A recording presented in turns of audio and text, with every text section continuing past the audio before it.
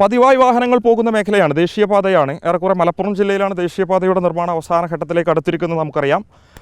അതുകൊണ്ട് തന്നെ ഈ പാത നേരത്തെ തന്നെ തുറന്നു കൊടുത്തിരുന്നു. കോഴിക്കോട് ഭാഗത്തേക്കും തൃശ്ശൂർ ഭാഗത്തേക്കും തന്നെ പോകുന്ന നിരവധി യാത്രക്കാർ ആശ്രയിക്കുന്നൊരു പാത കൂടിയാണിത്. സ്വാഭാവികമായിട്ട് ആ പാതയിലൂടെ നിരവധി വാഹനങ്ങൾ കടന്നു പോകുന്നതിനിടയിലാണ് അപ്രതീക്ഷിതമായിട്ട് ഏറെക്കുറെ 2:30 കൂടി ഒരു അപകടം സംഭവിച്ചത് എന്നുള്ളതാണ് നമുക്ക് മനസ്സിലാക്കാൻ സാധിക്കുന്നത്.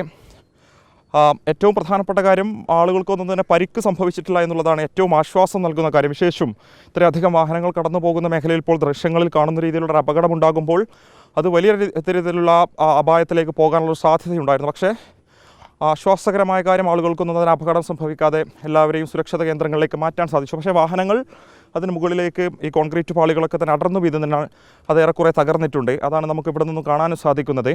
എന്തായാലും ഭീതിപ്പെടുത്തുന്ന ദൃശ്യങ്ങൾ തന്നെയാണിത്. എന്താണ് ഈ ഒരു അപകടത്തിൻ്റെ കാരണമെന്ന് വ്യക്തമല്ല. വിശേഷം ഈ ഒരു നിർമ്മാണവുമായി ബന്ധപ്പെട്ട് അശാസ്ത്രീയമായിട്ടുള്ള നിർമ്മാണ പ്രവൃത്തി പല മേഖലകളിലും നടക്കുന്നുണ്ടെന്ന് ഈ മേഖലകളിലെ നാട്ടുകാരൊക്കെ തന്നെ പല ഘട്ടങ്ങളായി ചൂണ്ടിക്കാണിച്ചിരുന്നു. നമ്മൾ തന്നെ വാർത്ത റിപ്പോർട്ട് ചെയ്തതാണ്. തിരുവങ്ങാടി, അതുപോലെ തന്നെ വി കെ പടി ഉൾപ്പെടെയുള്ള പ്രദേശങ്ങളിൽ പല ഘട്ടങ്ങളിലായി ചൂണ്ടിക്കാണിച്ചതാണ്. കൃത്യമായിട്ടുള്ള സുരക്ഷാ മാനദണ്ഡങ്ങൾ പാലിക്കാതെയുള്ള നിർമ്മാണം പലയിടങ്ങളിൽ നടക്കുന്നുണ്ട്. അതുമായി ബന്ധപ്പെട്ട നടപടികൾ അധികൃതർ സ്വീകരിക്കണമെന്ന് ചൂണ്ടിക്കാണിച്ചാണ്. അതിനിടയിലാണ് ഈ ദേശീയപാതയുടെ നിർമ്മാണവുമായി ബന്ധപ്പെട്ട് പലയിടങ്ങളിൽ അപകടം സംഭവിച്ചുകൊണ്ടിരിക്കുന്നത് എന്നുള്ളതാണ് ഏറ്റവും ഈ പ്രധാനപ്പെട്ട കാര്യം.